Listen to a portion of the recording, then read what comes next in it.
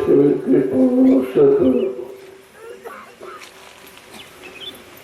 जो आप नाम की साधना करने के लिए आए हो, तो सर्वप्रथम कुछ हिदायतें उसकी होती है। आप कैसे करोगे साधना? साधना का मतलब है रोकना, और दूसरा अर्थ है पकड़ना। तो क्या रोकना, क्या पकड़ना? तो मन को रोकना है और शब्द को पकड़ना। इसको कहते हैं साधना। और ये आप बंद करते हो या स्मरण करते हो, ये तो एक अभ्यास है, एक तरीका है जो सभी संत महापुरुषों ने रखा है। क्योंकि फैले हुए मन को, तो मन चारों तरफ फैल गया, इसको कैसे समेटा जाए, एकाग्र कैसे किया जाए, स्थिर कैसे किया जाए, तो उसके लिए रास्ता संत महापुरुषों ने रखा। ऐसे उन्होंने अध्यात्म के 3 स्तंभ बनाए। सत्संग करो, सेवा करो और भजन करो। ये 3 रास्ते कलयुग में। जब तक तीनों रास्तों पर आप नहीं चलोगे तो सफलता नहीं है। जब सत्संग वचनों को सुनोगे तो तुमको सत्संग समझ में आएगा। सत्संग सुनकर तुम्हारा मन सेवा में लगेगा, क्योंकि सत्संग सब बताएगा। सेवा का फल क्या है और सत्संग वचनों का फल क्या है और सिमरन ध्यान भजन का फल क्या है। बिना सत्संग में कुछ समझ में नहीं आएगा। इसलिए संत महापुरुषों ने कलयुग के जीवों के लिए बड़ा सरल करके रखा। तो इसको माफी दी है, जो माफी किसी युग में किसी ने नहीं दी। कलयुग में जीव बहुत गंदा है, गंदगी के कारण कमजोर हो गया। अब जब कमजोर हो गया तो कैसे काम करेगा? उसके बाद भाई इसको कुछ क्षमा किया जाए। तो मनसा पाप को उन्होंने माफ कर दिया। अगर मन से कोई पाप करते हो तो आपको दोष नहीं लगेगा। कलियुग एक पुनीत प्रतापा, मानुष पुण्य होए नहीं पापा। कलियुग में संतों ने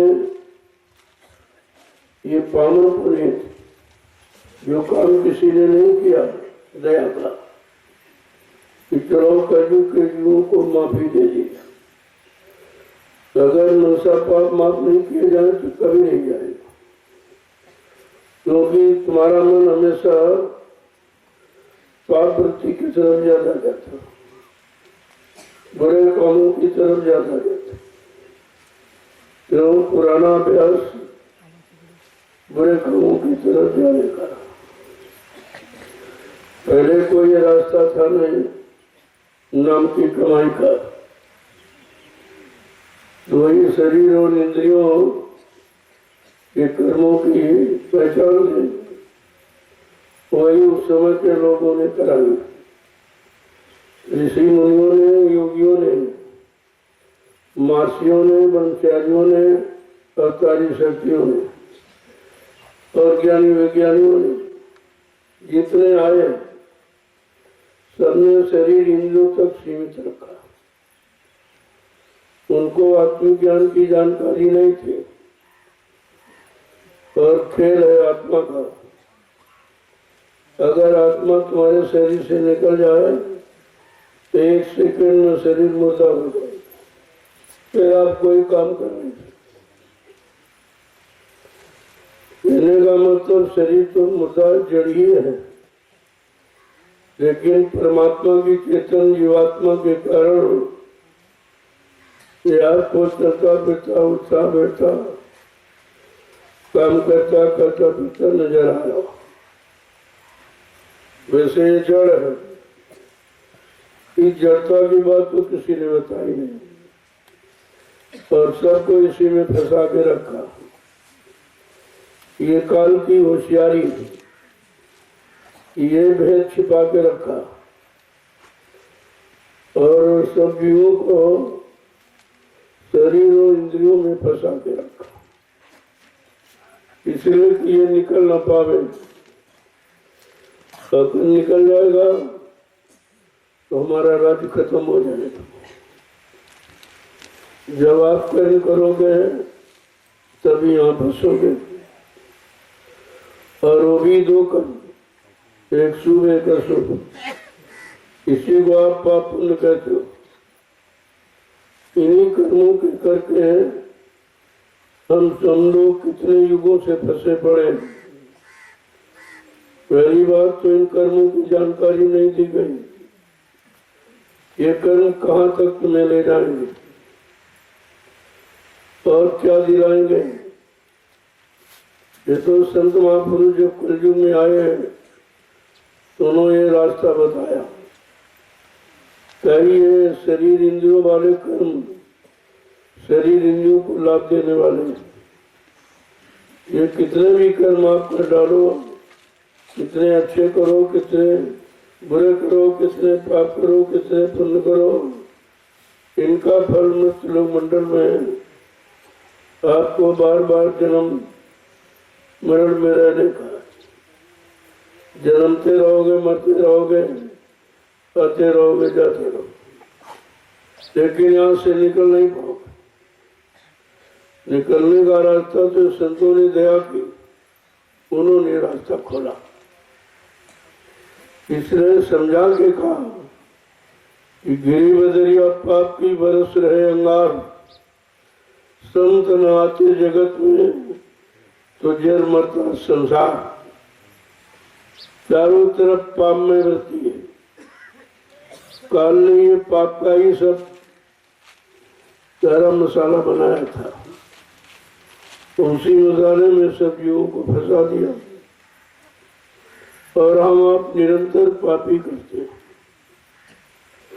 पाप करते करते करते पहाड़ों की तरफ जमा हो गया, जिसके कारण जीवात्मा यहाँ से निकल नहीं सकती। वैसे जीवात्मा तो पाक साफ निर्मल है, लेकिन उस पर संगदोष लग गया। इसका मन का, मन को उसने साथी बना लिया। कोई थोड़ी जानती थी कि ये भोगी है। जब साथी बना लिया बीच के लोग में और कहा चलो हम तुम नीचे चलकर नीचे के लोग को देख करके वापिस आ जाए, बिना तुमको साथ लिए मैं वापिस नहीं आऊंगी। बस इसी वचन में ये फंस गई। अब जब मनु शरीर में आए दोनों, मन भी आया और जीवात्मा भी आया, तो जीवात्मा दोनों आंखों के मध्य भाग उसके नीचे नहीं गई, क्योंकि वो कोई भोग भोगती नहीं है, कोई सामान का इस्तेमाल करती नहीं, लिहाजा वो यहीं पर रुक गई और मन नीचे उतर गया। जब उतर गया तो वहां तो भोग थे, धीरे धीरे भोगों को करने लगा। अब करते करते करते भोगों का गंदा क्षणिक रस लेते लेते इतना गंदा हो गया। अब उस गंदगी में उसने सारी शक्ति खराब कर दी, उसी में खर्च कर दी। अब उसके पास कुछ बचा नहीं। अब वो जाए तो कैसे जाए। उधर जीवात्मा बेचारी इंतजार कर रही, क्या है मेरे दोस्त मन, तुम कब वापिस आओगे। मैंने तुमसे वादा किया था कि बिना तुमको साथ लिए मैं वापस नहीं जाऊंगा। मैं तो इंतजार कर रही हूँ और तुम भूल गए वादे को। तुम हमको भी भूल गए और वादे को भी भूल गए। अब मन बेचारा इतना सराबोर है कि वो समझ ही नहीं पा रहा क्या करूं, कैसे जाऊं, कैसे पहुंचूं, क्योंकि बगैर शक्ति के तो जा नहीं जा सकता। और जितनी शक्ति थी वो सब भोगों में खर्च कर डाला, सब कुछ नहीं बचा। सोचता तो है वो, लेकिन कहता कि भोग वासना मुझ में भरी, मुझसे सत्संग क्यों न जाए। इतनी भोग वासनाओं में डूब गया हूं कि सत्संग मेरी समझ में आता नहीं। संतों के वचन हमको सुनाई ही नहीं देते। तो कहने का मतलब यह है कि जब मन खराब हो गया, अब खराब मन कितना शुद्ध कर पाऊं। कहा उसके लिए शुद्ध करने वाला कोई जानकर, कोई गुरु चाहिए। बिना गुरु के मन को कोई शांत नहीं कर सकता। तुम कितना प्रयास करो, तुम्हारा प्रयास तो शरीर इंद्रियों तक सीमित है, इसके अलावा आप कुछ जानते नहीं हो। तो शरीर इंद्रियों के प्रयास से मन मानेगा नहीं। जब ऋषि मुनियों ने तपस्या करके मन को नहीं मना पाया, योगियों ने योग साधना करके मन को नहीं मना पाया, ब्रह्मचारियों ने ब्रह्मचर्य का पालन करके मन को नहीं मना पाया, ये मन उनसे भी नहीं माना। और अवतारी शक्तियों ने मार काट करके भी मन को नहीं मना पाया। इंसान हत्याएं तो बहुत की, अरबों करोड़ों मार डाले, लेकिन मन को नहीं मार पाए। देखो कितना ही विचित्र खेल है। एक काल माया की रचना है, उसने ऐसी रचना रची बनाई है कि जिससे कोई निकल ही नहीं सकता। कितना प्रयास करो तो काम निकालने वाला मिल जाए। कोई जानकार, उसी जानकार को कहते हैं गुरु। गुरु कोई आड़मास का पुतला नहीं होता। गुरु कोई आदमी इंसान नहीं है। गुरु कोई जात बिरादरी नहीं है। गुरु कोई पढ़ाई लिखाई का विषय नहीं है। गु माने अंधकार, गु माने प्रकाश, जो तुम्हें संपूर्ण अंधकार से प्रकाश के रास्ते पर लाकर खड़ा करे और अधर्म से धर्म की रास्ते पर मोड़ के खड़ा करे, पाप से पुण्य की तरफ ले जाके खड़ा करे और दानवता से मानवता की और झूठ से सत्य की तरफ। ये काम गुरु का है। गुरु का काम कोई दान दक्षिणा रुपया पैसा नहीं, वो इसके लिए नहीं आते, वो जीवों की आत्मा के कल्याण के लिए। उनका काल माया के सामान से कोई मतलब नहीं, न कोई इच्छा न कोई चाह है। किसी तरह से जीवात्मा जगे और अपने घर पहुंचे, इस काम के अलावा उनका कोई काम नहीं। अब ये दया कब समझ में आएगी जीवों को, क्योंकि इतनी गंदगी चढ़ी है तो उनके दया के वचन भी समझ में नहीं आते। दया तो 24 घंटे करते, बगैर दया के तो आप रुक ही नहीं सकते। और दया ही आपको यहाँ ले आई है, तुम नहीं आए हो, दया लेके आई। दया में इतनी शक्ति है, वो हर तरफ मोड़ देगी, हर तरफ तुम्हारे बिगड़े काम को बना। ये दया का काम है। दया का काम फंसाने का नहीं है, निकालने का। लेकिन जो बेचारा इतने युगों से फंसा है तो फंसने का सामान माना करता। जैसे बच्चा अगर माँ भोजन बना रही हो चूल्हे में और बच्चा आग का अंगारा देखकर लाला खिलौना समझकर उसको मांगता और रोता है, क्या माँ बच्चे के रोने पर तरस खाएगी या आग का अंगारा पकड़ा देगी? बच्चा तो अनजान में मांग कर रहा, लेकिन वो तो जानकार है कि अगर दे दे तो जल जाएगा। इसी तरह जीव तो अनजान है, वो काल माया के सामान में रहा वही सामान मांगता रहे, ये बना दीजिए, चला दीजिए, ये दे दीजिए, ये सामान के अलावा तुमने कभी कुछ मांगा ही नहीं। तुम्हें मांगना ही नहीं आता कि सदगुरु के दरबार में क्या मांगा जाता, उनके पास किसका खजाना और क्या वो देने आए हैं।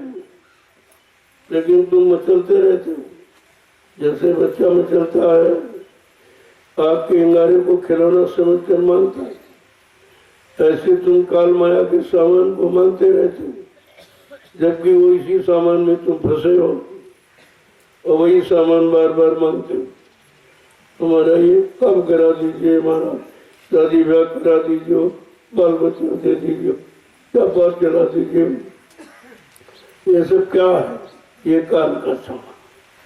काल के सामान का अर्थ है जो तुम्हारे साथ न जाए और अंत में तुम्हारे काम न हो, ये काल का सामान। जिसने दिया वो अपना ले लेगा, और तुम ये समझते थे हमारा है, हमारा, हमको मिल गया, हमको मिल गया, लेकिन ये नहीं समझे आपने कि तुम्हारा नहीं है, तुमको किसी ने दिया।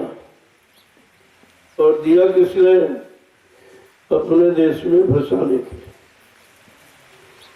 यही तो सबसे बड़ी समस्या है, और इस समस्या को कैसे सुलझाया जाए, क्योंकि जीव तैयार नहीं है। वो तो काल में के सामान में मस्त वही मांग रहा रोज, ये दे दीजिए, ये दे दीजिए, वो दे दीजिए, लेकिन ये कभी नहीं कहता हमको भक्ति दे दी, हमारा मन नाम की कमाई में लगा दीजिए, दाम झूठे धाम की कमाई से हटा दीजिए, ये दाम की कमाई झूठी जो तुम्हारे काम ही नहीं आएगी, ना तुम्हारे साथ जाएगी।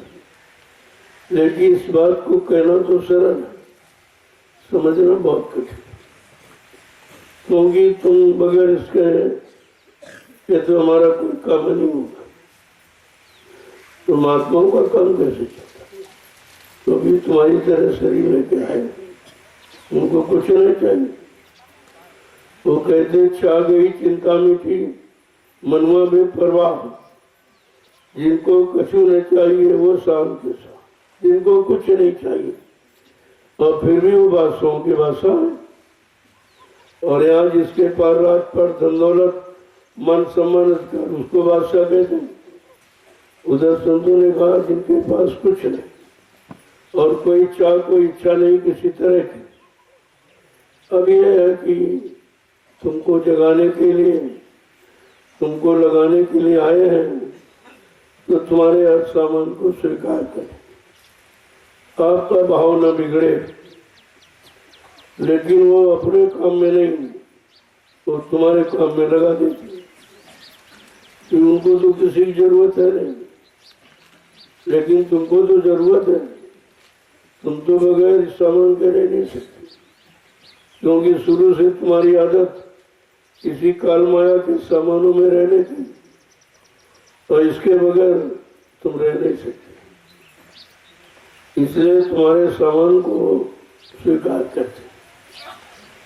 इसे लिखकर बताया महापुरुषों कि गुरु नहीं भूखा तेरे धन का, उन पर धन है नाम रतन का, गुरु तेरा उपकार करा मैं भूखे प्यासे को दिलवा।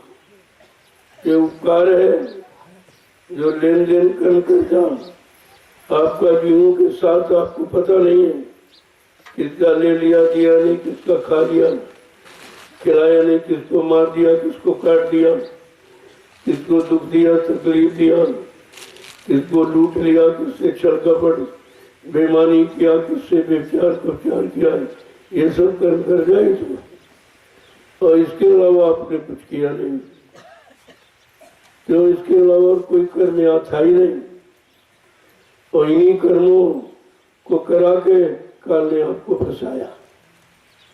अब संत महापुरुषों ने कहा फंसा तो बहुत ज्यादा है, लेकिन निकाला कैसे?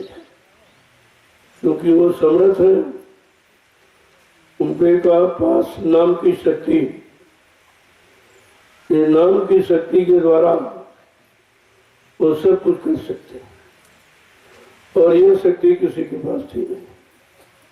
जो थी वो बीच के लोगों तक ले जाने पहुंचाने की थी।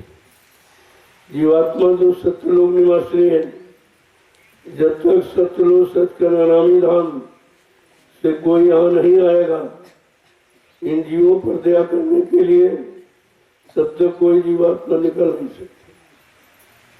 वैसे तो कभी आए नहीं थे, जो आए थे वो खुद फंसे रहे, खुद राजपाट के चक्कर में, मान सम्मान के चक्कर में, पत्नी बाल बच्चों के चक्कर में वो खुद ही फंसे रहे।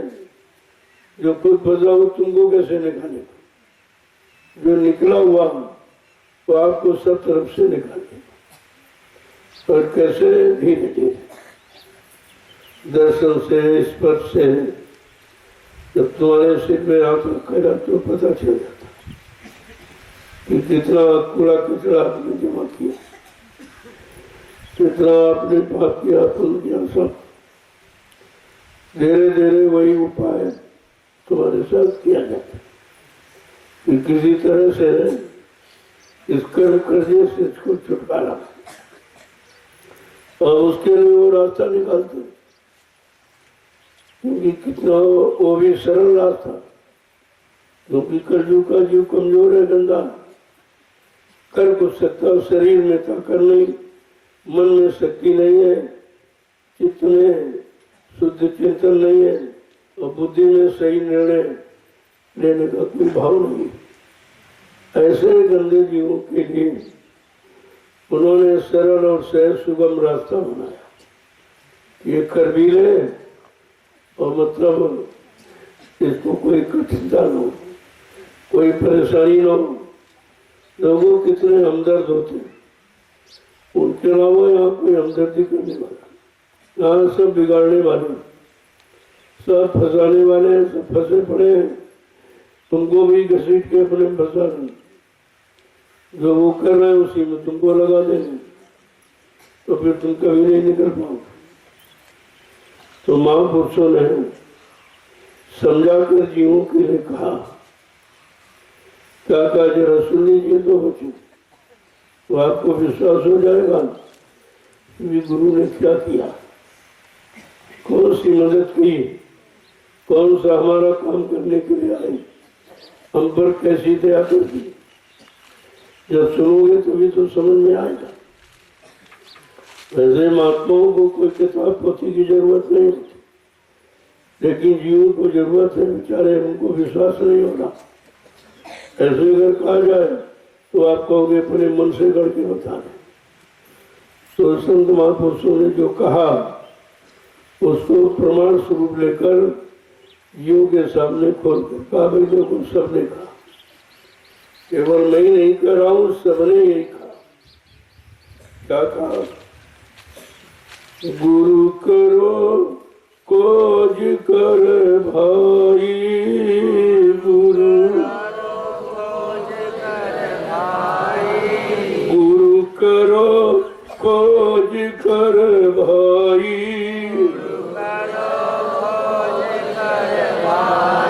बिनु गुरु राह न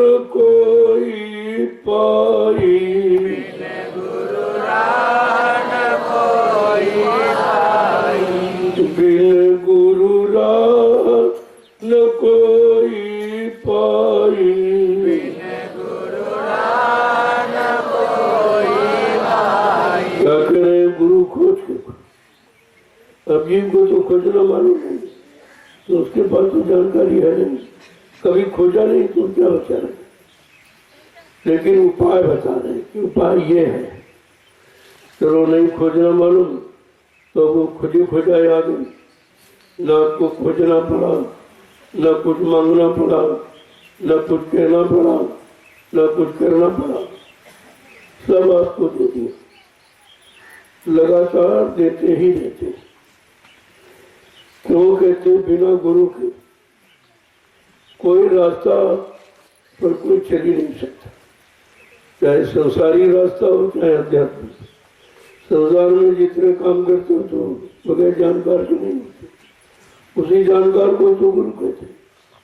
अब वो संसार का जानकार, भौतिक जगत का, और वो अध्यात्म के जानकार, वो शरीर मन बुद्धि चित्त के जानकार और वो आत्मा के जानकार, इतना अंतर है। क्या करें कि जग डूबा भव जल धारा, जग डूबा भव जल धारा, जग डूबा भव जल धारा, जग डूबा भव जल धारा, कोई मिला न काढ़न हारा, कोई मिला न काढ़न हारा, कोई मिला न काढ़न हारा, कोई मिला न काढ़न हारा, गुरु करो खोज कर भाई, गुरु करो खोज कर भाई, बिनु गुरु राह न कोई पाई, बिन गुरु राह न कोई पाई। ऐसे सारा संसार डूबा। काल माया ने जो कर्मों का जाल बनाया उसी में से फंस गए और सब भोगों में डूब गए। अब कोई बेचारा निकल नहीं पा रहा। कहते हैं जब कोई निकालने वाला काला हरण माने निकालने वाला, जब कोई निकालने वाला मिला ही नहीं और यहाँ कोई आया नहीं, तो इन जीवों को कौन निकालता, कौन इनकी संभाल करता? क्योंकि यहाँ जितने आए हैं सचिव चेता द्वापर वो बेचारे सब फंस के रह गए। तपस्या तो की लेकिन इच्छा थी राजपाट पाने की, ये भी फंसा। योग किया लेकिन इच्छा थी मान सम्मान पाने की, वो भी फंस गए बेचारे।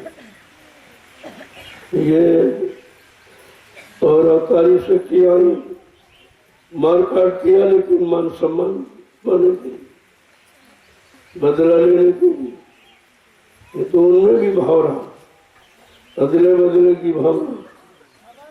जो उनकी स्त्री का अपहरण हुआ, ये बहुत बड़ा अपमान उन्होंने समझा कि हमारा अपमान हो गया।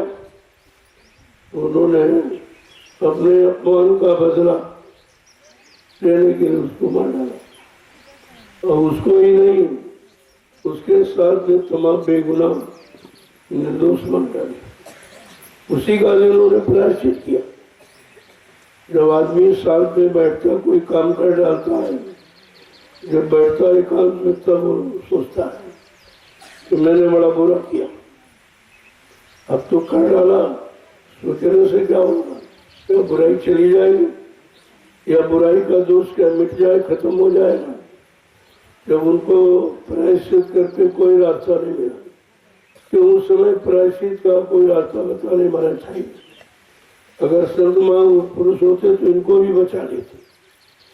अब उन्होंने गलती की, तमाम हिंसाएं हत्याएं किया, तो अंत में सरजू में डूब के मर गए। हमने बड़ा गलत किया है और कुछ दिखाई नहीं दिया, तो यही रास्ता। तो वो भी कर्मों पे चले गए। जबरदस्ती जीवात्मा को शरीर से निकालने का प्रयास कोई करेगा, चाहे वो मार काट के, चाहे फांसी लगा के, जहर बना के, या दिल में डूब के अग्नि में जलकर, तो ये सब मतलब यानी सच लिखा है। ये सब पाप में, ये सब प्रेत योनि में जाने के काम है। तुम्हारा भगवान ही प्रेत योनि में चला गया। क्यों? स्त्री कारण की इन संग्रामा और बन बन फिरे लक्ष्मण और रामा। एक स्त्री के कारण कितने लोगों को मार डाला।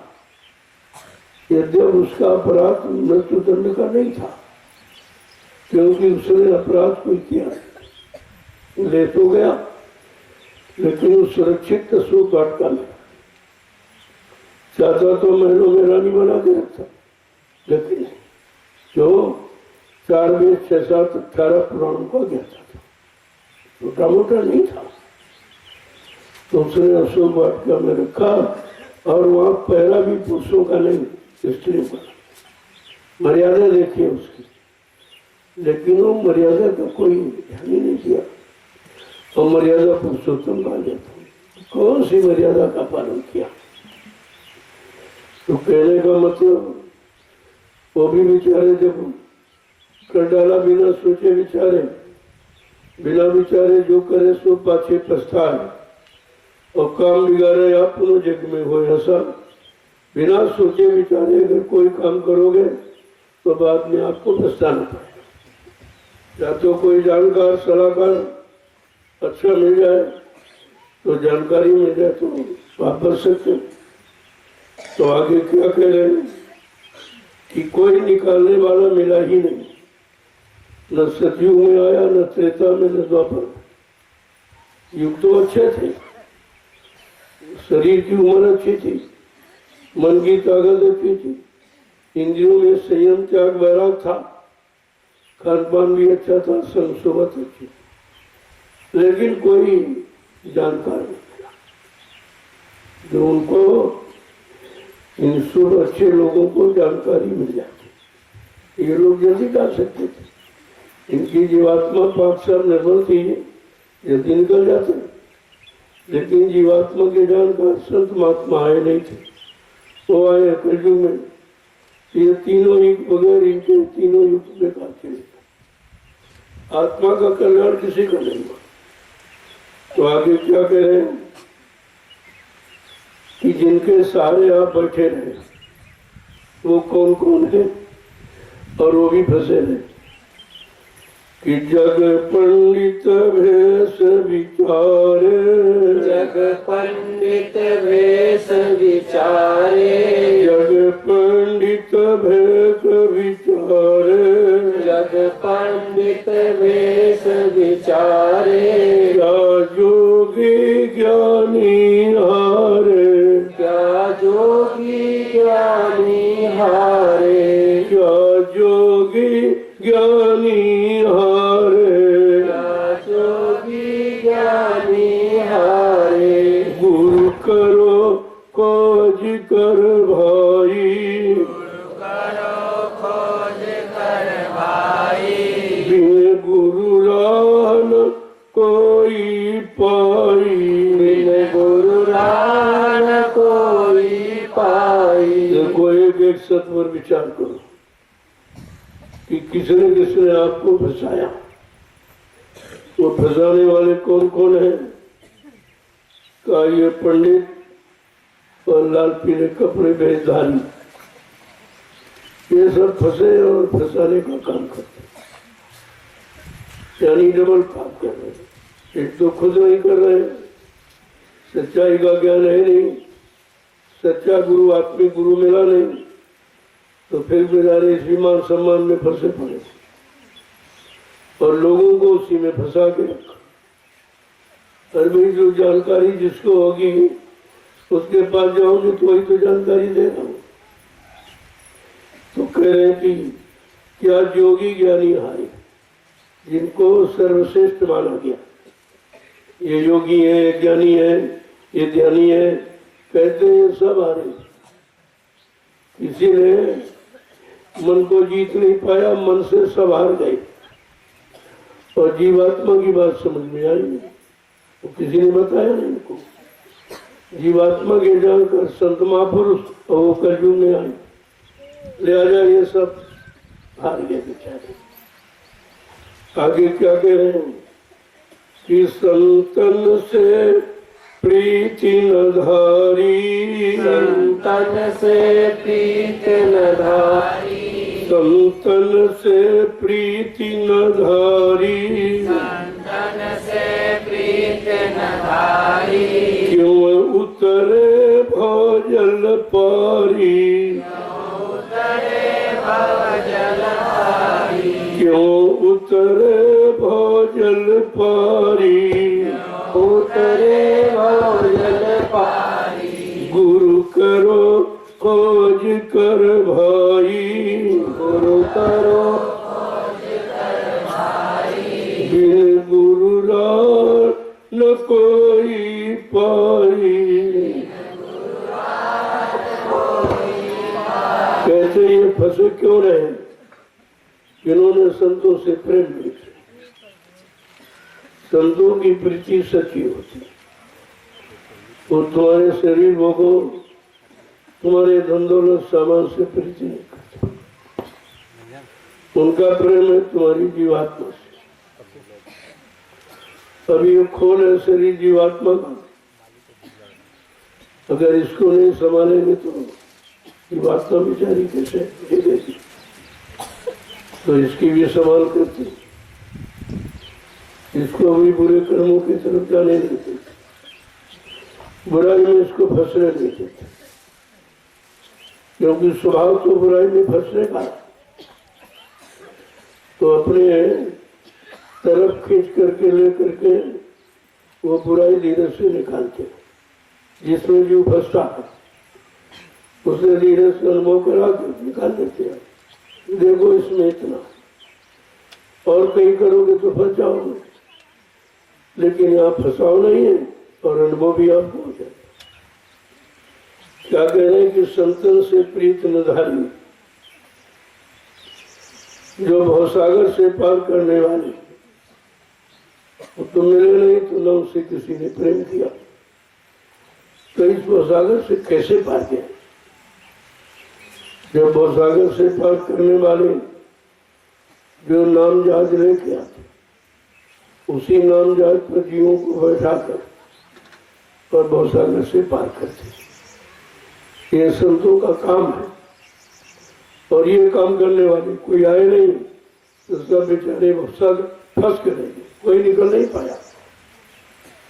आगे क्या कह रहे हैं कि तप तीरथ व्रत पछेरे, तप तीरथ व्रत पछेरे, तप तीरथ व्रत पछेरे, तप तीरथ व्रत पछेरे, पढ़ विद्या मान भरे रे, पढ़ विद्या मान भरे रे, पढ़ विद्या मान भरे रे, पढ़ विद्या मान भरे रे, गुरु करो खोज कर भाई, गुरु करो खोज कर भाई, बिन गुरु राह न कोई पाई, बिन गुरु राह न कोई पाई। अब अज्ञानता में तरह तरह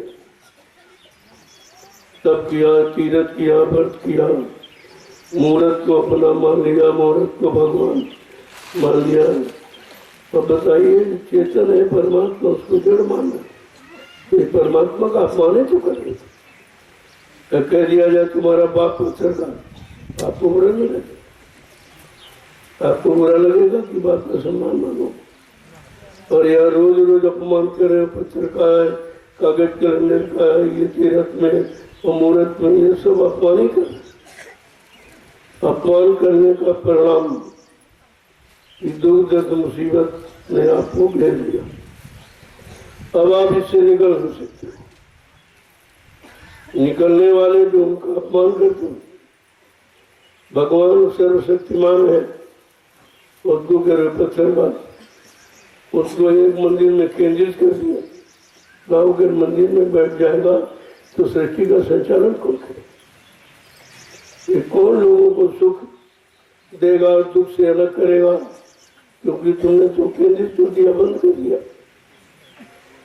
कहा कि पढ़ विद्या मान भरी, और ये कागजी ज्ञान जो काले अक्षर, उसी को पढ़ पढ़ के अहंकार करते, बहुत जानकार और जाना कुछ नहीं, अपने लिए कुछ नहीं कर पाए, अपनी जीवात्मा के कल्याण के कुछ नहीं कर पाए, अपने मन को बस में नहीं कर पाए, और पढ़ के और अहंकारी बहुत जानते, तो वो कितनी बड़ी अज्ञानता गिर गई। अब इससे कोई निकलना भी नहीं चाहता, क्योंकि इसी को मान सम्मान मान बैठे और यहीं तक तुम्हारी पहुंच, इसके अलावा तो कोई गया नहीं। आगे क्या कह रहे हैं कि भक्ति रस नेक न पाया, भक्ति रस नेक न पाया, भक्ति रस नेक न पाया, भक्ति रस नेक न पाया, भक्तों की शरण न आया, भक्तों की शरण न आया, भक्तों की शरण न आया, भक्तों की शरण न आया। गुरु करो खोज कर भाई, गुरु करो खोज कर भाई, बिनु गुरु राह न कोई पाई, बिन गुरु राह न कोई पाई। का भक्ति का रस नहीं है, क्योंकि जड़ भक्ति अंध भक्ति है। तो जड़ भक्ति में रस कहाँ रखा? अगर कोई सुखी चीज है उसको निकालो तो रस निकलेगा, रस तो पीने में नहीं। लेकिन कोई पत्थर में रस ढूंढ रहा, कोई कागज कैलेंडर में ढूंढ रहा, कोई तीरथ मूरत पानी में ढूंढ रहा, तो वहां कुछ है नहीं, वहां भक्ति किसकी करे? भक्ति के बारे में लिखा है कि ऐसी भक्ति कीजिए जान सके नहीं कोई, जैसे मेरी पाक में लादी बहती। भक्ति हमेशा छिप देती है, कोई देख नहीं, क्योंकि भक्ति दिखाने की चीज, वो अपनी चीज, वो अपनी जीवात्मा के कल्याण की, वो अपने मन को कंट्रोल नियंत्रण में करने की। तो कहते कि जैसे मेरी का पेड़ देखो आप हरा दिखा, पत्ती भी हरी, जब सिर पर पीसते तब भी है। जैसे जैसे रगड़ पड़ती है, पत्थर से रगड़ की जाती है तो धीरे धीरे अपना रंग छोड़ती है। ये रगड़ है। रगड़ का मतलब कि आपके साथ जो भी किया जा रहा है ये रगड़, ये सेवा है, रगड़। इस रगड़ में क्या होगा कि शरीर आपका निर्मल हो जाए, बीमारियां धीरे धीरे चली जाए। रगड़ से ये होगा, क्योंकि सेवा ही तुमको तमाम रोगों से मुक्त कर सकती है। लेकिन कौन सी सेवा? सेवा तो सभी करते हैं, परिवार की, बाल बच्चों की के लिए, खेती है, दुकान है, दफ्तर है, बिजली, व्यापार, मजदूरी, तो सभी आप सेवा करते हैं, देश की, समाज की सेवा। लेकिन जो असली चीज है जीवात्मा, उसकी कभी सेवा की? जीवात्मा के बारे में कभी सोचा है? अपने शैतान मन के बारे में कभी सोचा है? चलो इसको भी कंट्रोल नियंत्रण में किया जाए। सारी दुख मुसीबत का कारण तो ये मन। तो कह रहे हैं कि भक्ति का रस तो मिला नहीं, क्योंकि सूखे में रस है नहीं, और सूखी जड़ भक्ति करते हैं, पत्थर का मिलवा कुछ है नहीं, तो रस कहाँ रखा? कारण है कि भक्तों की संगत में जिन्होंने नाम का रस पाया, अगर उन भक्तों के साथ अपना संपर्क बना लेते तो धीरे धीरे भक्ति का रस आपको मिले।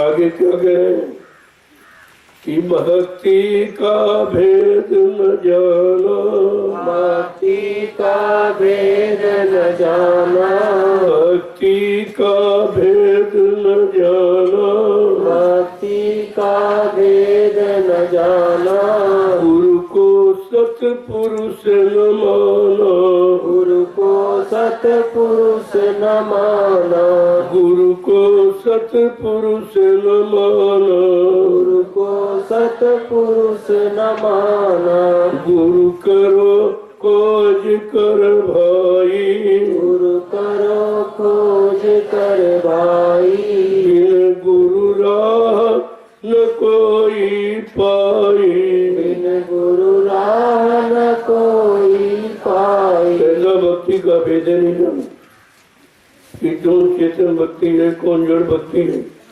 और अंध भक्ति है, कौन जागृत भक्ति है।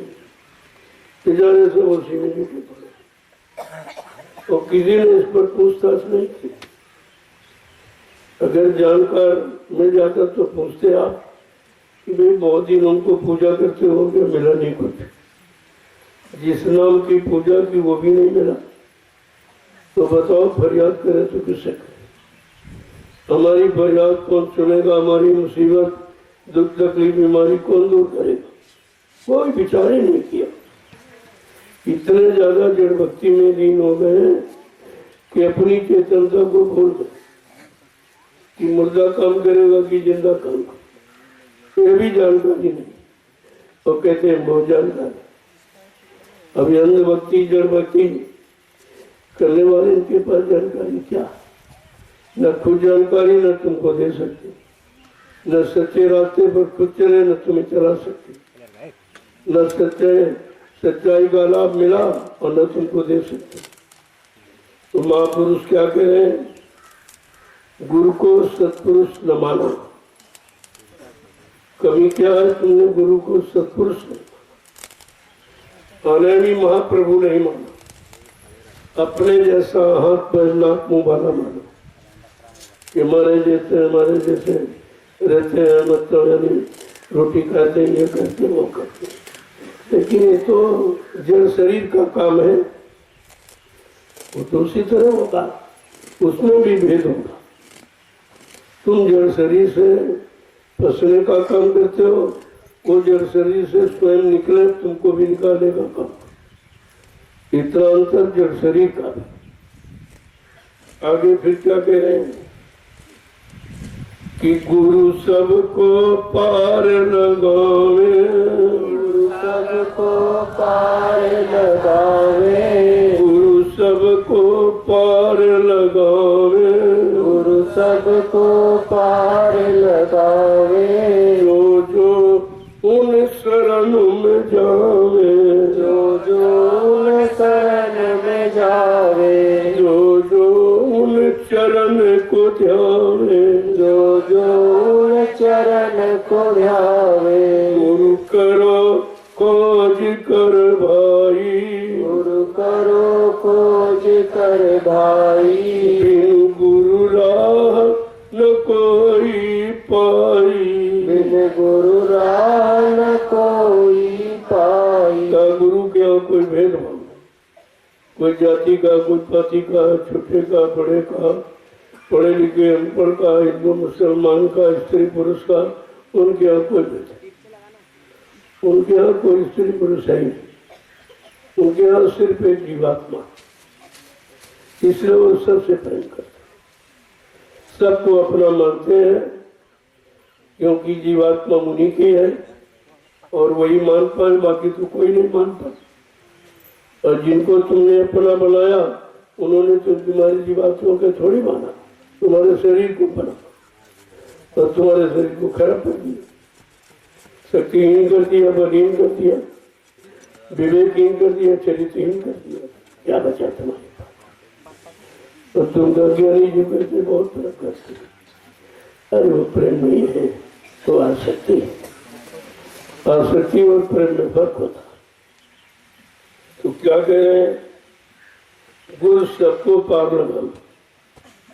सृष्टि में कोई ऐसा नहीं है जो सबको पार लगाए। सब अपने अपने की बात करते, अपना मिशन है उनकी बात करेंगे, अपना कोई संगठन उसकी बात करेंगे, लेकिन जो सच्चा होगा गुरु वो सबकी बात, सबके कल्याण की बात करेगा और सबको समान भाव से देखता है। क्या कह रहे हैं? जो जो उन चरण को ध्यान, जिन्होंने उनके वचनों को ध्यान किया, जिन्होंने उनकी युक्ति का ईश्वर वो सब बात, बाकी सब ये मनुष्य शरीर जानने वाले, शरीर तक सीमित रहने वाले, आत्मज्ञानी न मानने वाले, सत्पुरुष नहीं माना तो बेचारे उसे फंस के रहे। यही भ्रम है। पहली बार संतों को तो जानते नहीं, कभी आए नहीं थे हम, तो उनकी कोई पहचान नहीं। पहचान तो देते हैं लेकिन वो पहचान कभी आपको किसी ने दी नहीं, तो तुम देखकर भी नहीं पहचान पाते। तो आगे क्या कह रहे हैं? गुरु से तू बेमुख फिरता, गुरु से तू बेमुख फिरता, गुरु से तू बेमुख फिरता, गुरु से तू बेमुख फिरता, मन के नित सन्मुख रहता, मन के नित सन्मुख रहता, मन के नित सन्मुख रहता, मन के नित सन्मुख रहता। गुरु करो खोज कर भाई, गुरु करो खोज कर भाई, बिन गुरु राह न कोई पाई, बिन गुरु राह न कोई पाई। आज जो तुम्हारे लिए आया, जो तुम्हारा कल्याण कर रहा, उससे तुम बेमुख अलग रहते, उससे दूर रहते, और जो तुम्हारा नुकसान करते हैं उनके नजदीक देते, उन्हीं को अपना बनाते। चलो अगर वो तुम्हारा है, अपना है, तो अपने को तो तुम्हारी इज्जत का ख्याल रखना चाहिए। कौन रखता है? वो इज्जत लेने के बाद तुम्हारा बना, ऐसे नहीं बनता। तो उसी को कहते हो अपना है, अपना अपना। और एक दिन नहीं, रोज, और फिर भी नहीं समझ पाए कि अपना है कि अपना दुश्मन है। अपने शरीर को नष्ट करने वाला और ये भवसागर में कुर्ते लगा रहा, मन को भोगों में डूबो रहा है, वो तुम्हारा नहीं है, वो अपने मन का है। अपने मन की मनोती पूरी करता तुम्हारे से। तो आगे महापुरुष क्या कह रहे हैं कि कर्मों में पछता खपता, कर्मों में पछता खपता, कर्मों में पछता खपता, कर्मों में पछता खपता, नर देहि बाद गमाता, नर देहि बाद गवाता, नर देहि बाद गमाता, नर देहि बाद गवाता। गुरु करो खोज कर भाई, गुरु करो खोज कर भाई, बिन गुरु राह न कोई पाई, बिन गुरु राह न कोई पाई। ताइनी कर्मों में फंसा करता है। जिंदा यही कर्म करके बाद में जन्मता मरता रहे, फिर जन्म हुआ, फिर मर गया, फिर जन्म हुआ, फिर मर गया। ये जन्म मर से छुटकारा नहीं होता। और नरदेही बात की बात, एक बार ये अवसर मिला है जब तुम्हारी जीवात्मा 83,99,999 योनियों में भ्रमण किया, सब में गई, तो वो देखती कि ये मन बार बार इनमें क्यों आता है। तो कहा ये जन्म मरण के सिवा इसको कोई मिल ही नहीं। तो जहाँ गया हुआ पैदा हुआ, फिर मर गया, फिर पैदा हुआ, फिर मर गया, फिर पैदा हुआ, मर गया। ये तो जन्म मरण के चक्कर में फंसा पड़ा, इसको होश क्यों नहीं आता।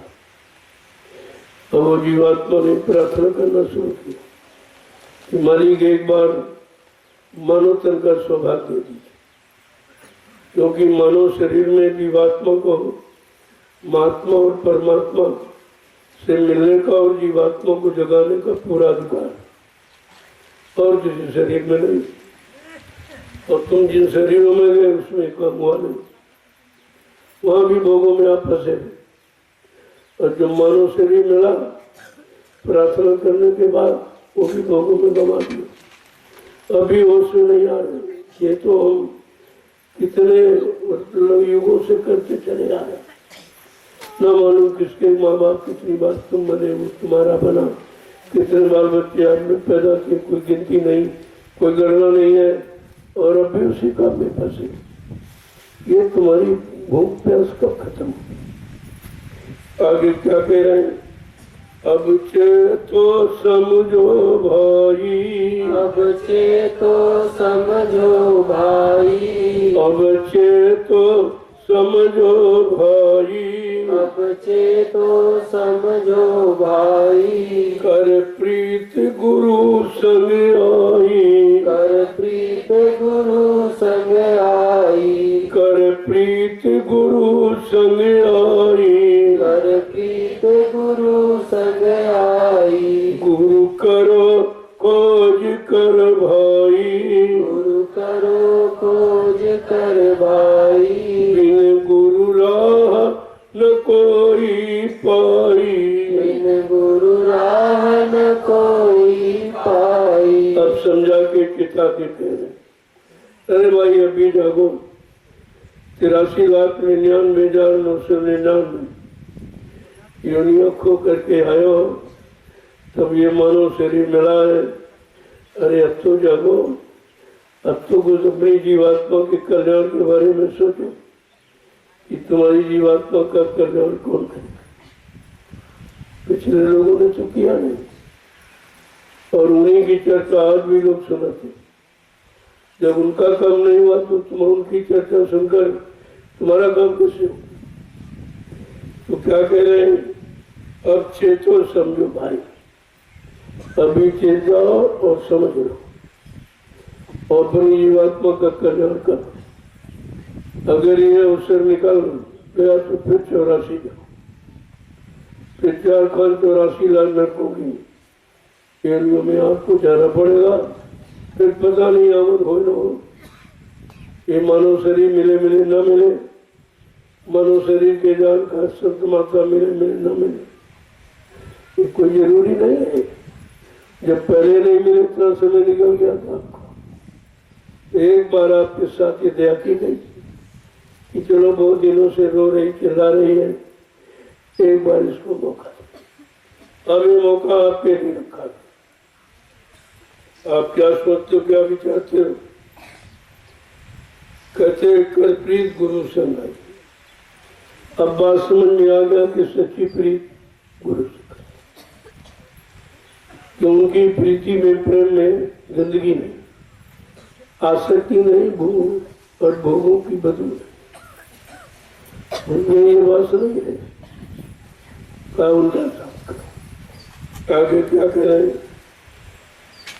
कह कर सतगुरु गाई, कह कर सतगुरु गाई, कह कर राधा स्वामी गाई, कह कर राधा स्वामी गाई, करनी कर मिले बड़ाई, करनी कर मिले बड़ाई, करनी कर मिले बड़ाई, करनी कर मिले बड़ाई, गुरु करो खोज कर भाई, गुरु करो खोज कर भाई, बिनु गुरु राह न कोई पाई, बिन गुरु राह न कोई पाई।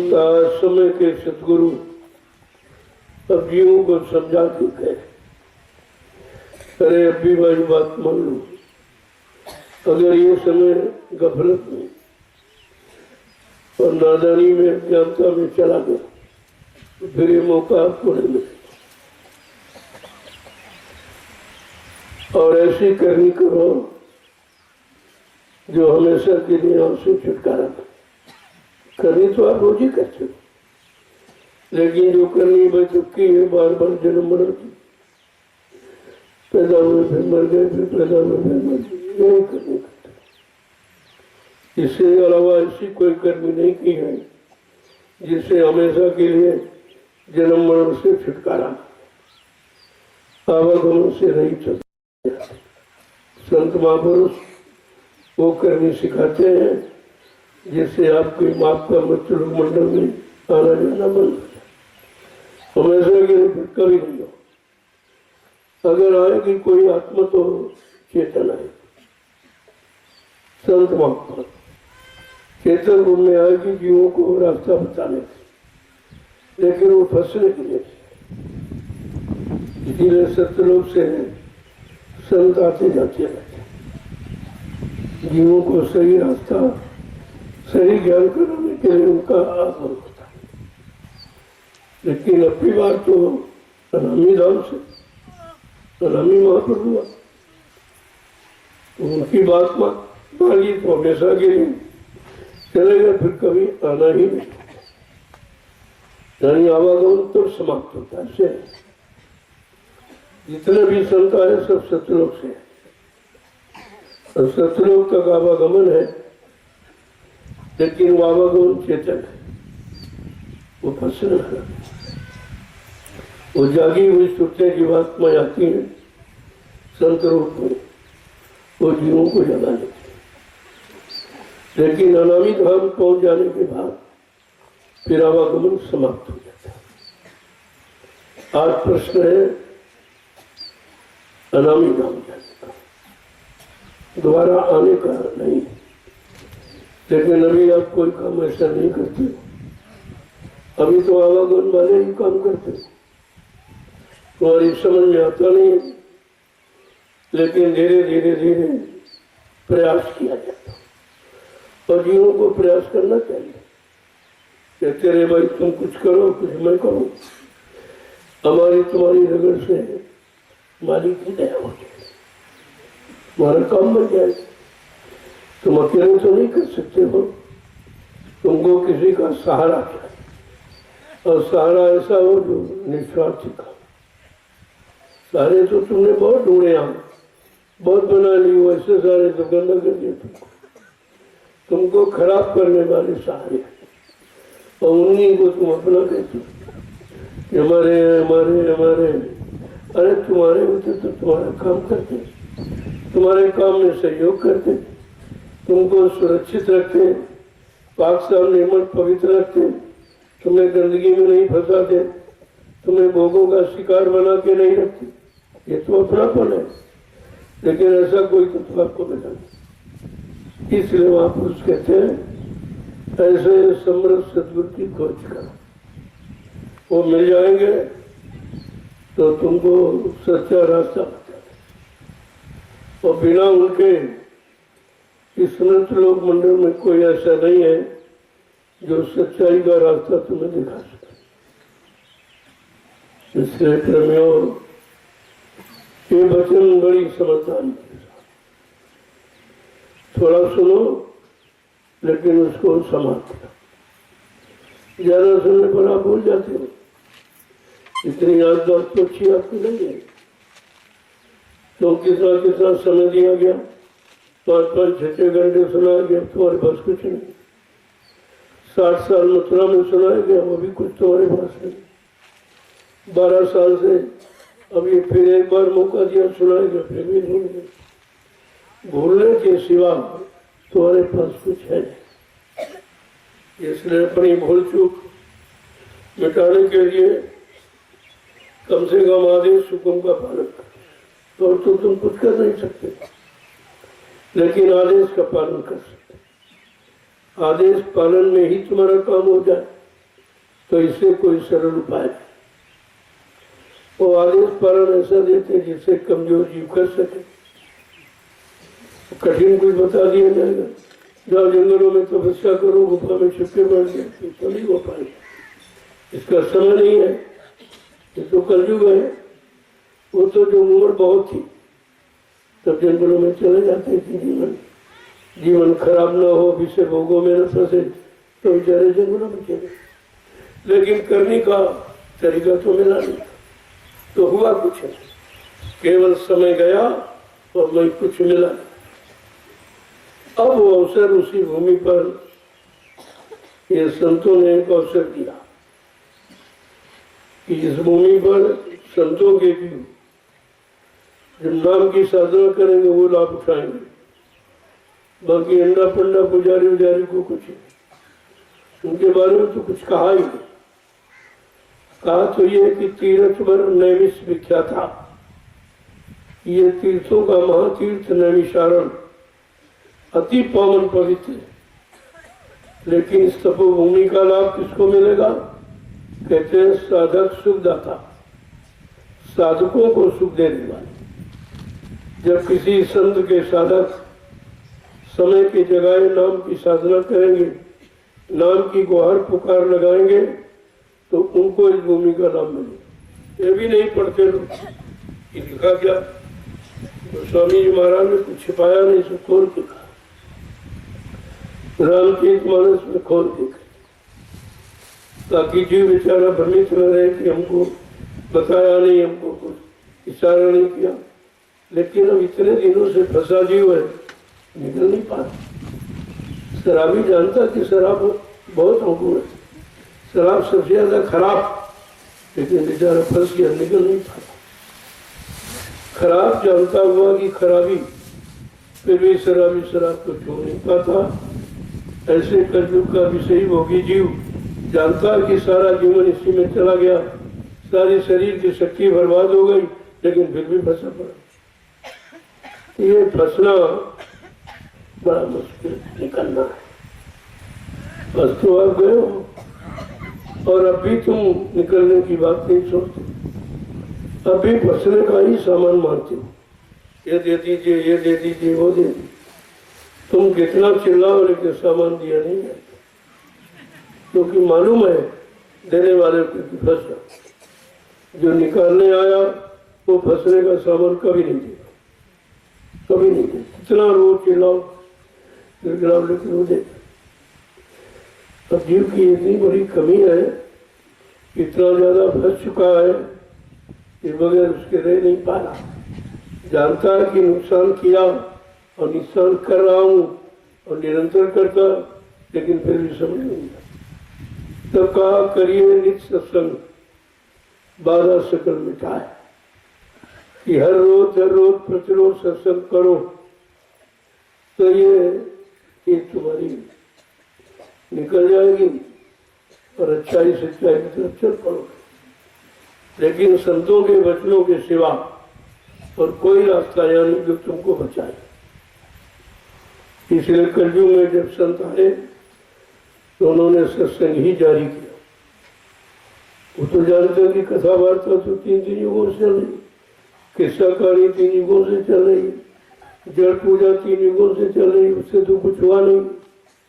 जो निकालने आया है वो चेतन काम करता, वो जड़ में न फंसाएगा न जड़ की तरफ ले जाएगा, न जड़ सामानों में तुमको लगाएगा, उतना देगा जिससे तुम्हारे जड़ शरीर का काम चल जाए। कहते नहीं कि तुमको भूखा सोने नहीं देंगे, नंगा रहने नहीं देंगे, और तुम्हारी जरूरत का काम एन टाइम पर कहीं से पूरा करा दिया जाए, लेकिन तुम भजन करो। एक काम में कितने काम का वादा, तुम्हारे सारे काम पूरे हो जाएंगे, लेकिन तुम भजन करो। भजन करना इतना सरल तो है नहीं, कहने में तो सरल चीज है, लेकिन कठिन। कठिन इसलिए तुमने मन को खुली छोड़ दी। अब ये मन आ नहीं रहा, और बगैर मन के आए कुछ होगा नहीं। और आपको ठीक नहीं, मन ही बिगड़ा, और मन के कारण तन शरीर बिगड़, मन के कारण बुद्धि चेतना सब बिगड़। अगर इस मन को ठीक कर दिया जाए सब ठीक। और मन ठीक का एक ही उपाय है सेवा। बिना सेवा के शैतान को ठीक। और कौन सी सेवा? परमार्थी सेवा, जिसमें तुम्हारा कोई लोभ लालच नहीं, किसी तरह कुछ पाने पी लेने की कोई इच्छा नहीं, उस सेवा को परमार्थी सेवा। इससे क्या होगा? तुम्हारा मन धीरे धीरे शांत। आप करते हो वो देख लीजिए जो मैंने 100 डलिया कही। अब तुम जब तक तुम्हारी 100 नहीं पूरी हो तो किसी से बात नहीं, कोई निंदा अनुचना बुराई कुछ, एक ही निशाना है कि भाई ईश्वर ने लिया। अगर बात कर कहते बात करें तो भूल जाएंगे और कोई चीज चिंतन तो भूल जाएंगे। तो इसलिए एक ध्यान, देखो ऐसे ध्यान एक कर नहीं होता, लेकिन इसमें ध्यान आपका एकाग्र, ये ध्यान को एकाग्र करने की क्रिया परमात्मा से। ये मन को इधर उधर न जाने दे, एक आधार में लगाना, ये परमार्थी सेवा इसी के द्वारा होगा और कहीं कुछ नहीं। तुम हो कहीं समझते हो इधर उधर, तो कहीं कुछ नहीं, वहाँ कुछ है ही नहीं। वहाँ मन की एकाग्रता है नहीं, वहाँ मन की चंचलता समाप्त होगी नहीं, वहाँ निंदा आलोचना बुराई से तुम हट नहीं पाओगे, एक दूसरे की चर्चा में समय खराब करोगे। लेकिन परमार्थी सेवा एक ऐसी सेवा संत महापुरुषों ने चुन के रखी, इसमें जीव एकाग्र हो जाए, मन भी शांत हो जाएगा, मन एकाग्र हो जाएगा, इधर उधर नहीं जाएगा। नहीं आप सत्संग सुनो तभी इधर उधर चला जाता, भजन बैठो तभी चला जाता, लेकिन परमार्थी सेवा करते तो मन कहीं नहीं जाता। इसीलिए आधार बना दिया गया, ईश्वर को दिया। अब उस सौ का आधार उनको बिल्कुल केंद्रित किए कि हमारी पूरी हुई कि नहीं हुई, कितनी रह गई, इसके अलावा कोई चिंतन नहीं, सब चिंतन समाप्त हो जाता। कितना सरल उपाय है मन को एकाग्र करने। नहीं तो बड़े बड़े योगी और बड़े बड़े तपस्वी और ब्रह्मचारी नहीं हो, यही मतलब केंद्रित कर पाए मन को, तो देखो कितनी सरल युक्ति महात्माओं की, संत महात्माओं ने इतनी सरल युक्ति आपकी निकाली कि आपका मन कंट्रोल हो। ऐसे धीरे धीरे परमात्मा सेवा में लगोगे तो मन की आदत बदल जाएगी। जय गुरुदेव, जय गुरुदेव, जय गुरुदेव, जय गुरुदेव, जय गुरुदेव, जय गुरुदेव, जय गुरुदेव। नाम किसका? प्रभु का। जय गुरुदेव। नाम किसका? प्रभु का। प्रभु का प्यारा नाम। जय गुरुदेव। आप लोग खड़े हो जाओ, लगभग उतना सुनो जितना याद है। तुमने बहुत भूल की है और बहुत बच्चों को भुलाया, जिसके कारण तुम अभी भूल भुलैया भी समझ नहीं पा रहे हो। तो इसलिए मैं बहुत थोड़ा समय इस साधना शिविर में है, बहुत थोड़ा। साधना में तो 1.5 घंटे समय, लेकिन सत्संग में कम समय। और वही चर्चा जो तुम्हारी साधना से संबंधित, वो चर्चा जो तुम्हारे मन से संबंधित। ये मन बड़ा शैतान है, इसकी शैतानी कोई रोक ही नहीं पाया भाई। इसने सबको भटकाया भरमाया और सबको बुरे से बुरे काम में लगाया, और फिर भी आप इसको समझ नहीं पा रहे। जब अपने मन को नहीं समझ पा रहे हो तो तुम दूसरे के मन को क्या समझोगे? अरे पहले अपने को समझो, अपने को सुधारो, तब दूसरे की बात को। अगर तुम्हारा मन नहीं ठीक है, दूसरों को समझा रहे उसका ठीक हो जाए, तुम्हें क्या लाभ मिले? और नहीं ठीक हो रहा तो तुम्हारा नुकसान क्या करे? तुम्हारी हानि लाभ तुम्हारे मन से ही होता। इसलिए इस मन को पकड़ के, इस मूर्ख को पकड़ के रखना और गुरु के वचन समझना। ऐसे चीजों का जिसको पकड़ के रखो, ये निकलने न पाए। संत महापुरुषों की बाउंड्री से बाहर जाना, ये प्रयास करो। धीरे धीरे करोगे तो कोई काम ऐसा नहीं है जो तुम न कर सको। जो काम पहले अभ्यास किया तभी तो उसमें फंस गए, और इसी तरह अब करोगे तो इसमें फंस जाओगे। ये मन बहुत भाग दौड़ करने वाला, ऐसा तुमको एक साधक के मिल गया है तो बहुत दौड़ने वाला। अब इसका केवल रुख बदलना है, उधर से इधर की तरफ मोड़ना, इधर में उतने काम करने लगे। भजन में, सिमरन में, ध्यान में, सत्संग में, सेवा में, सब में उतनी वो भागदौड़ करने लगे। बसरते इसको मोड़ना है। मोड़ोगे कैसे? जो संत महापुरुषों ने युक्ति बताई। ये परमार्थी सेवा युक्ति ही है, इससे सरल कोई युक्ति नहीं। और इसमें नींद भी नहीं आएगी, इसमें मन भी नहीं लगेगा, इसमें कोई दर दर का चिंतन नहीं करोगे, किसी की निंदा आलोचना बुराई नहीं करोगे। देखो कितना बड़ा लाभ है परमार्थी सेवा। और शरीर निरोग होगा और जो तुम्हारी सेवा से व्यवस्था बनेगी, इसमें आगे आने वाले भविष्य में लाखों लोग लाभ उठाएंगे। ये परमार्थी सेवा का लाभ कितना बड़ा। जय गुरुदेव, जय गुरुदेव। जोर से बोलो, सब मिल बोलो, बोलना होगा, अभी से बोलो, दुख दर्द हरेंगे, सब कष्ट मिटेंगे, सुख शांति भी देंगे, सबके दाता, सबके मालिक, प्रेम से बोले, ये नाम नहीं इंसान का, ये काम नहीं इंसान का, रमियो ये काम कहीं नहीं। हिंदुस्तान में इतने मिशन है, इसमें धार्मिक संगठन लेकिन ये काम लोग परमार्थी सेवा नहीं साधना, ये दोनों चीजें करें। क्योंकि उनको मालूम नहीं है ये रास्ता क्या है, इस रास्ते पर कैसे चला जाए, इस रास्ते का जानकार कौन है। जब तक ये नहीं मालूम कुछ नहीं। वो रात भर धन दौलत, तो चोर डकैतों के पास भी पैसा बहुत है, लेकिन ये तो माया है।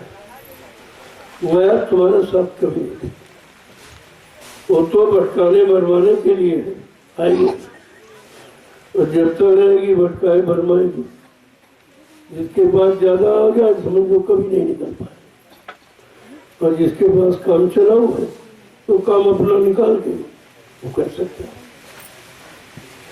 और कहा कि इतना हम देंगे नहीं कि तुम बेराह हो जाओ, तुम भटक जाओ, तो आपको रोटी मिलेगी, कपड़ा मिलेगा, और क्या चाहिए। और जितने काम है आपके साथ पारिवारिक सामाजिक, वो सब देखो यहीं से पूरे हो।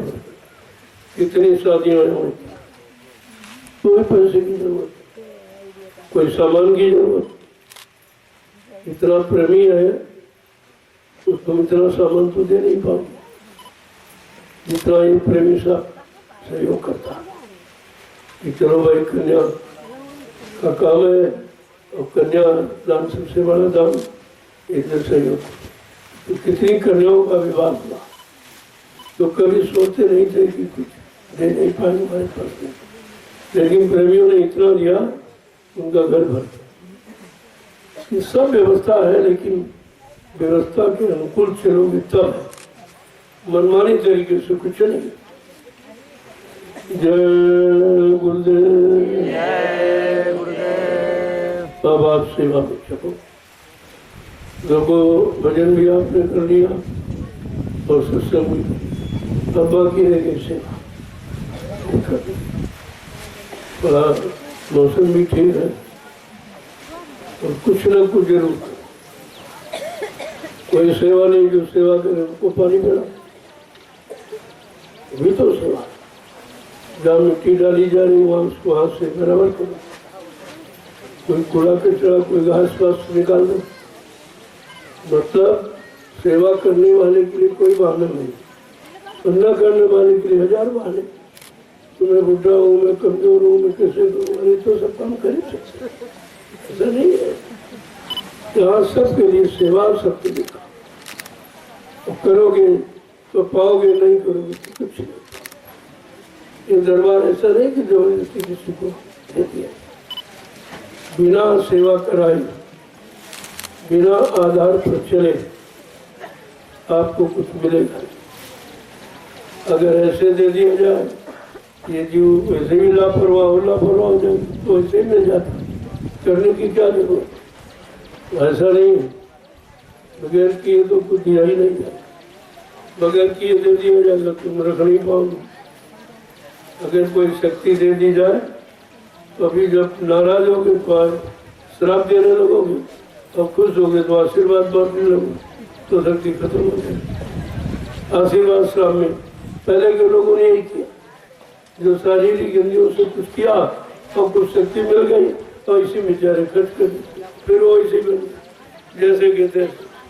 लेकिन संतों ने ये कहा तुम करोगे, लेकिन तुमको एहसास कुछ, स्मरण करोगे, ध्यान करोगे, भजन करोगे, लेकिन तुमको एहसास ही होगा हमारे पास कुछ नहीं, हम कुछ कर ही नहीं रहे, हमारा कुछ बन ही नहीं रहा। जब ये तो दोगे क्या, दे नहीं सकते। तो इसलिए ये बचा कर रखने की जरूरत। जब ये कह दिया कि 1 मिनट करो मजदूरी ले लो, 2 मिनट करो उसकी मजदूरी ले लो, 10 मिनट करो उसकी मजदूरी ले लो, सब तुम नगद सौदा, उधार नहीं रहता। तो जब 1 मिनट की मजदूरी यहाँ बाकी नहीं रहती तो आप तो कुछ ना कुछ करते ही हो, लेकिन वो जमा रहती है गुरु के पास। तुम्हारे पास कुछ नहीं, तुमको तो खाली रखा है, वो जमा रहती है। उसी जमा पूंजी से तुम्हारी आत्मा की सुनवाई दरबार में करती है। जब धर्मराज तुम्हारे कर्मों की वही खोलता है, तुमने ये खराब किया, ये बुरा किया, ये किया, वो किया, तब गुरु कहता नहीं, मेरे आदेश पर उसने नाम की कमाई में इतना समय दिया, परमार्थी सेवा में इतना समय दिया जिसमें उसका कोई स्वार्थ नहीं, कोई लोभ लालच नहीं। तो गुरु उसे धर्मराज के तुम्हारे कागज को फाड़ के फेंक देते। ये काम है गुरु का। तो आप ये मत समझो तुम्हें कुछ मिल रहेगा। अब तो ये चाहते को दिखाई सुनाई दे तो क्या कर लोगे, देख के क्या कर लोगे, सुन के क्या कर लोगे? वो देखना सुनना यहाँ काम नहीं आएगा। तो कहते किसी को श्राप दे, किसी को आशीर्वाद दिए, नहीं कर सकते। वो खर्चा नहीं, क्योंकि वो तुम्हारी पूंजी नहीं है, पूंजी गुरु की है। तुमको कमाने का अधिकार है, खर्च करने का कोई अधिकार। इस बात को हमेशा ध्यान में रखिए। अगर खर्च कर दोगे तो जैसे पिछले युग के लोग थे, तपस्या किया, ये किया, वो किया, तो शक्ति मिली तो खुश हो गए, तो आशीर्वाद दिया और श्राप दिया, उसी में खत्म कर दिया। बेचारे खाली आए खाली चले गए। लेकिन संत ऐसा कर, क्योंकि इसमें तुम्हारी पूंजी है नहीं, नाम की पूंजी उनकी है, तुम्हें कमाने का अधिकार, खर्च करने का अधिकार। ऐसे संभाल के रखी जाती तब रहती। तुम तो बड़े हैं उतावले हो, मिनटों में खुश, मिनटों में नाराज, और सब नुकसान कर बैठे हो। तो ऐसा कोई काम तुम्हें करने नहीं दिया जाएगा। ऐसे को ऐसा कोई अधिकार शक्ति आपको दी नहीं जाएगी। चुपचाप सेवा करते हो, बस सेवा करते करते जीवन समाप्त हो जाए तो आपकी सेवा सुरक्षित रहेगी। उसी सेवा से तुम्हारी जीवात्मा का कल्याण कराते। जय गुरुदेव। अब आप चलो सेवा, कोई सेवा है?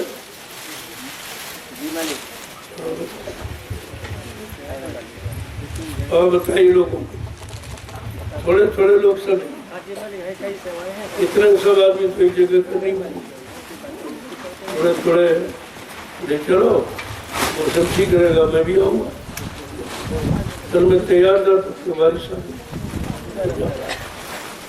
और आपको 2-3 दिन का प्रसाद नहीं मैं याद रहता, तो आपको इकट्ठे मिल जाए। साथ में कोई कटौती नहीं, और वो नहीं मिल पाया तो आपको इकट्ठे दे दिया। प्रसाद का मतलब नहीं, बात दया का, दया आपको इकट्ठे मिल जाएगी। प्रसाद तो खाने की, और दया कोई खाने की चीज है नहीं, वो तो संभाल की चीज है। इसलिए अब आप सब लोग सेवा देखो, यहाँ मत रहा, नहीं तो चलो वहाँ देखो बैठ के, तो लोगों का उत्साह बढ़ जाता। और तुम यहाँ पड़े पड़े रहोगे तो कुछ नहीं मिलेगा। साधना शिविर का मतलब क्या है? सेवा शिविर। ये साधना और सेवा शिविर दोनों में आपकी हाजिरी उपस्थिति होनी चाहिए, ताकि दोनों का लाभ मिले। भाई कुछ नहीं कर सकते हो तो जो लोग खोते हैं, जो लोग हरते हैं, कुछ लोग उठवाते और कुछ धोने का काम करते। जहाँ वो डाल दे तो कुछ लोग जो कमजोर तो बैठ कर हाथ से उसको बराबर, उनको भी सेवा मिल जाए। इस मिट्टी का लाभ सबको लेना चाहिए। तो मिट्टी के महिमा भूल जाते हो, फिर हमारे बस का नहीं है, हम ये नहीं हो। तो जो तुम किया वो तुम्हारे बस का था, यानी बुरा गंदा पाप करना तुम्हारे बस का था, ये अच्छा काम करना तुम्हारे बस का नहीं है, तो फिर तुम कभी अच्छी नहीं हो पाओ। इसलिए वो पाप कर्मों का बोझा अगर थोड़ी सी सेवा में उतर जाए, ये तुम्हारे लिए बहुत प्राप्ति है। वैसे ये काम किसी ने किया नहीं है, इस तरह माफी जी को किसी ने नहीं की। सब सजा देने वाले आए, उन्होंने सजा दी। माफी देने वाला कोई आया नहीं जो आपको माफ करता है। और यहाँ दिन रात माफी का अभियान है, आप देखे हुए बराबर। जय गुरुदेव, जय गुरुदेव। देखो आपस में मिलजुल कर एक दूसरे का सहयोग करो। ये तुम्हारा यानी धर्म है। मानो धर्म सच्चा यही है। धर्म को ही पाखंड को नहीं कहते। इन लोगों ने धर्म की परिभाषा बिगाड़ दी। अगर किसी विद्वान से पूछो कि धर्म क्या है, तो कहता पूजा करो, पाठ करो, तीर्थ करो, व्रत करो, हवन जप करो, गंगा स्नान करो। अरे तो सीधा करो माने कर्म और धरो माने धर्म। जो धारण किया जाए, जीवन में उतारा जाए, कार्य में प्रणित किया जाए, उसको धर्म कहते। यानी धर्म माने व्यवस्था। आज व्यवस्था बिगड़ी, इंसान नहीं बिगड़ा, सरकार की व्यवस्था। और व्यवस्था पर किसी का ध्यान नहीं, क्योंकि इनके द्वारा व्यवस्था बिगड़ी है। अब अपने द्वारा बिगड़ी व्यवस्था के बारे में सोच ही नहीं पा रहे, क्या बिगाड़ा और कितना बिगाड़ा और कितना दिन रात बिगाड़ रहे हो, तो इसकी तो सजा मिलेगी। आप वहाँ कोई राजा प्रजा थोड़ी देखा है, वहाँ जात पात नहीं देखी जाती, वहाँ कर्मों का विधान है कि आपने कितना अच्छा किया, कितना बुरा, कितना पाप, कितना पुण्य, बस उसका निर्णय, उसी का जजमेंट होता है, फैसला होता, बाकी कोई चीज। अब आपको एक अच्छे काम का मौका मिला है तो अपने किए गए उतार लो और आगे कोई बुरा ना हो उसका संकल्प ले लो, तो आपके दोनों काम बन जाएंगे। जय गुरुदेव। वो ये संदेश जब सारे देश में जाएगा तो एक नई जागृति पैदा हो, लोगों के अंदर नया उत्साह, जो साधना के बारे में बोल गए, क्योंकि साधना बहुत पीछे फेंक दी गई और स्वार्थ, लोभ, लालच, मान सम्मान आगे खड़ा कर दिया। लेकिन जो जिस काम के लिए आया है वो तो अपना काम करेगा ही, कोई तरीका निकालना पड़ेगा। अभी आपने एक कार्यक्रम को संपन्न किया, जीवन रक्षक गुरु पूजा महान काम, जो हिंदुस्तान में कहीं नहीं, इस तरह से कहीं इतनी बड़ी भीड़ का, क्योंकि भीड़ से सबको डर था, लेकिन ये भीड़ डर वाली है, ये अनुशासित भीड़ है। यहाँ अनुशासन सिखाया नहीं, यहाँ किसी शासन प्रशासन की आवश्यकता नहीं होती। हमारे यहाँ हर प्रेमी स्वयं अनुशासित है, स्वयं परी व्यवस्था देखता है और जहाँ कोई कमी हुई फिर उसको पूरा करता है। इसलिए यहाँ किसी की जरूरत नहीं और सारा शासन प्रशासन जानता है कि जय गुरुदेव एक जीवित मिशन ऐसा है कि जहाँ पर किसी की आवश्यकता नहीं, वो अपना स्वयं अपनी व्यवस्था करते हैं और सबकी व्यवस्था करते हैं। जो जंगल में लाखों लोगों की व्यवस्था कर सकता, अगर देश के लोग उससे सलाह लें तो क्या वो देश की व्यवस्था नहीं कर सकते? लेकिन इनको शर्म लगती है हमारे पास आने, पूछने में शर्म लगती, इनके द्वारा काम हो जाएगा तो हमारा सम्मान खत्म हो जाएगा। अरे तुम्हारा सम्मान खत्म हो जाए कि बढ़ जाएगा? अगर काम हो जाएगा, सबको सुख शांति मिलेगी तो नाम तो तुम्हारा ही, हम तो तुम्हारा ही काम करते। एक अच्छे सच्चे और चरित्रमान ईमानदार समाज का निर्माण हो जाए तो तुम्हारा नाम हो जाएगा। और इसी के लिए तुम ये प्रयास करते हो, लेकिन जिस तरीके से करना चाहिए वो तरीका तुम्हारे पास, तुम स्वार्थ को पहले आगे रखते हो, परमार्थ को पीछे ढकेल देते हो, इसीलिए आपका नहीं हो। जब परमार्थ आगे रखोगे तो स्वार्थ अपने आप हल हो जाएगा। ये बात इनकी समझ में नहीं आती और इतनी जल्दी समझ भी नहीं सकते हो, क्योंकि इन्होंने शुरू से आधार स्वार्थ, लोभ, लालच, मान सम्मान, अधिकार का, पद का, कुर्सी का पकड़ा। इन्होंने सेवा, धर्म, परमार्थ का आधार नहीं पकड़ा, इसलिए ऐसे काम कुछ होने वाला है नहीं। अब समय निकल गया, अब तो समय निकल गया, अब कुछ और होने वाला जो किसी के दिल दिमाग में हो सका, और उसी से सबको सुख शांति मिलेगी।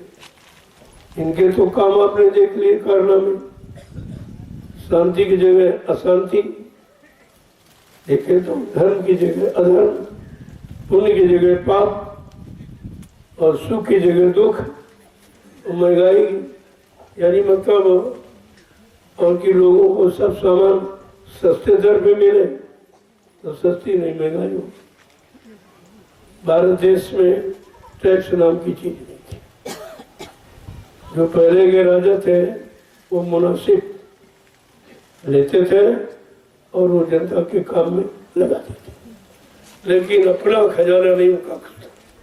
कहा ये सारा खजाना जनता का है, मैं उस खजाने का रखवार हूँ, मैं सेवादार हूँ, सेवक हूँ, और सेवा समझ के उसका पालन करता। लेकिन आज वो सब खत्म हो गया, वो व्यवस्था ही खत्म हो गई। तो जो व्यवस्था आपने खत्म कर दी तो तुम्हारी व्यवस्था बिगड़ गई। अब तुम कहते हो कर्मचारी खराब, अधिकारी, मैं कहता नहीं, हमारा कर्मचारी अधिकारी कोई नहीं खराब, तुम्हारी व्यवस्था खराब। अगर व्यवस्था ठीक कर लो ये सब ठीक है। ये बात समझ में नहीं आती कि कितनी बड़ी बात है, कि धीरे धीरे समझना पड़ेगा। कुदरत सबको समझाना जानती है। जब लोग संत महात्मा अच्छे लोगों की बात नहीं मानते हैं तो कुदरत अपना काम करती है। जय गुरुदेव। अब आपके लिए सब